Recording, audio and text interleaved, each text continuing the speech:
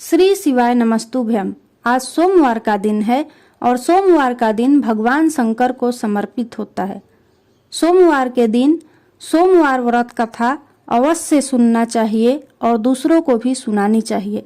इससे भगवान शंकर की कृपा सदैव बनी रहती है। तो आइए सुनते हैं सोमवार व्रत कथा। एक समय की बात है। एक नगर में एक साहूकार रहता था। उसके घर में धन की कोई कमी नहीं थी, लेकिन उसकी कोई संतान नहीं थी। इस कारण वह बहुत दुखी था। पुत्र प्राप्ति के लिए वह प्रत्येक सोमवार व्रत रखता था और पूरी श्रद्धा के साथ शिव मंदिर जाकर भगवान शिव और पार्वती जी की पूजा करता था। उसकी भक्ति भाव को देखकर एक दिन मां पार्वती प्रसन्न हो गईं और भगवान शिव से उस साहूकार की मनोकामना पूर्ण करने का आग्रह करने लगी। पार्वती जी की इच्छा सुनकर भगवान शिव ने कहा कि हे पार्वती, इस संसार में हर प्राणी को उसके कर्मों का फल मिलता है और जिसके भाग्य में जो हो उसे भोगना ही पड़ता है। लेकिन पार्वती जी ने साहूकार की भक्ति का मान रखने के लिए उसकी मनोकामना पूर्ण करने की इच्छा जताई। माता पार्वती के आग्रह पर शिव जी ने साहूकार को पुत्र प्राप्ति का वरदान तो दिया, लेकिन साथ ही यह भी कहा कि उसके बालक की आयु केवल 12 वर्ष होगी। माता पार्वती और भगवान शिव की बातचीत को सुनकर साहूकार ना तो खुश हुआ और ना ही दुखी हुआ। वह पहले की भांति ही शिव जी की पूजा करता रहा। कुछ समय के बाद साहूकार के घर एक पुत्र का जन्म हुआ। जब वह बालक 11 वर्ष का हुआ तो साहूकार ने उसे पढ़ने के लिए काशी भेज दिया। साहूकार ने पुत्र के मामा को बुलाकर उसे बहुत सारा धन दिया और कहा कि तुम इस बालक को काशी विद्या प्राप्ति के लिए ले जाओ और मार्ग में यज्ञ कराना। जहाँ भी यज्ञ कराओ वहाँ ब्राह्मणों को भोजन कराते और दक्षिणा देते हुए जाना।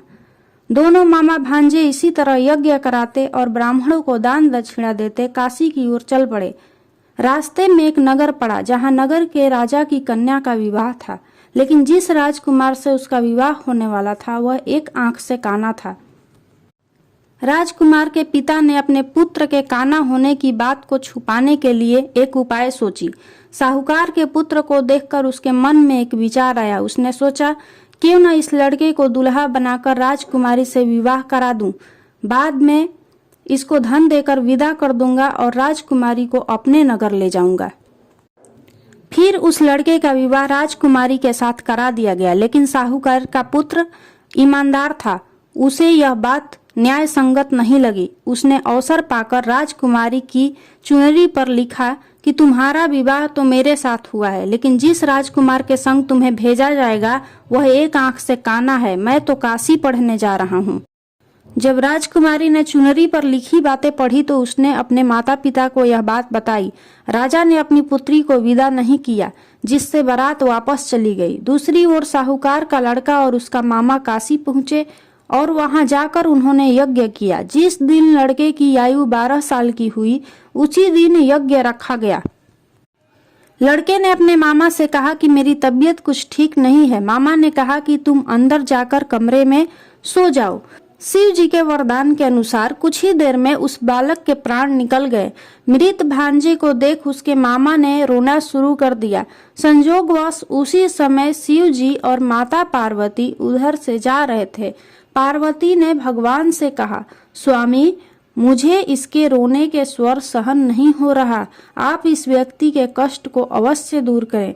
जब शिव जी मृत बालक के समीप गए तो वह बोले कि यह उसी साहूकार का पुत्र है जिसे मैंने 12 वर्ष की आयु का वरदान दिया। अब इसकी आयु पूरी हो चुकी है,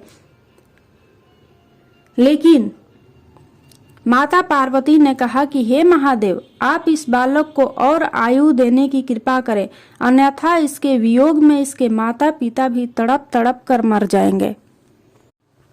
माता पार्वती के आग्रह पर भगवान शिव ने उस लड़के को जीवित होने का वरदान दिया। शिव जी की कृपा से वह लड़का जीवित हो गया। शिक्षा समाप्त करके लड़का मामा के साथ अपने नगर की ओर चल दिया। दोनों चलते हुए उसी नगर में पहुंचे जहां उसका विवाह हुआ था। उस नगर में भी उन्होंने यज्ञ का आयोजन किया। उस लड़के के ससुर ने उसे पहचान लिया और महल में ले जाकर उसकी खातिरदारी की और अपनी पुत्री को विदा किया। इधर साहूकार और उसकी पत्नी भूखे प्यासे रहकर बेटी की प्रतीक्षा कर रहे थे। उन्होंने प्रण कर रखा था कि यदि उन्हें अपने बेटी की मृत्यु का समाचार मिला तो वह भी प्राण त्याग देंगे, परंतु अपने बेटे के जीवित होने का समाचार पाकर वह बेहद प्रसन्न हुए।